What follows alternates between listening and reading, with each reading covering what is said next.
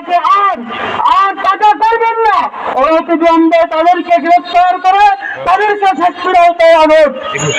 এবারে আমি আমার বক্তব্য শেষ করছি। আলহামদুলিল্লাহি রাব্বিল আলামিন।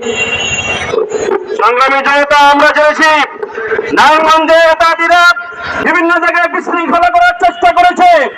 আমরা জানি নারায়ণগঞ্জের প্রাণপুরুষ যে ডিভিশনের নামে মামলা করা হয়েছে, নারায়ণগঞ্জে বিভিন্ন জায়গায় তাদেরকে সন্ত্রাসী করছে।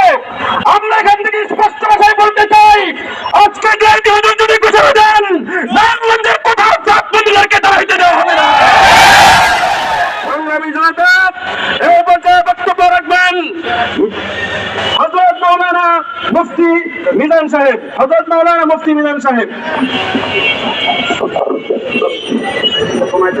نحمده ونصلي على رسوله الكريم أما بعد فأعوذ بالله من الشيطان الرجيم بسم الله الرحمن الرحيم وكتبنا عليهم فيها أن النفس بالنفس والعين بالعين والأنف بالأنف والأذن بالأذن والسن بالسن إلى آخر الآية। সংগ্রামী তাওহীদি জনতা, আমি আপনাদের মাধ্যমে এবং মিডিয়ার ভাইদের মাধ্যমে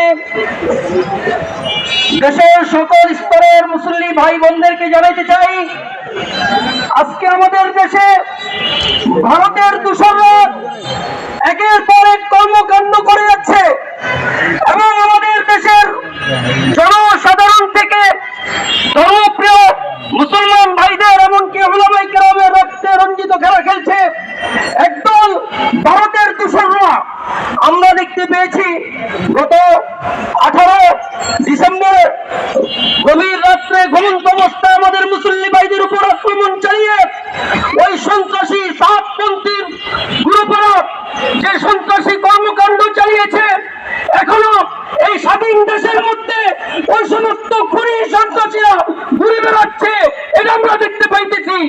এজন্য আমি অনতিবিলম্বে সরকার উপরস্থ যারা আছে আমি তাদেরকে বলতে চাই, আপনারা শুধু মাহবুব বিন নূরকে নয়, আসিফুল ইসলাম সহ যারা এই কর্মকাণ্ডের সাথে জড়িত, অনতিবিলম্বে তাদেরকে গ্রেফতার করেন। সর্বোচ্চ শাস্তি কোরআনী বিধান অনুযায়ী হত্যার বদলে হত্যা আমরা চাই।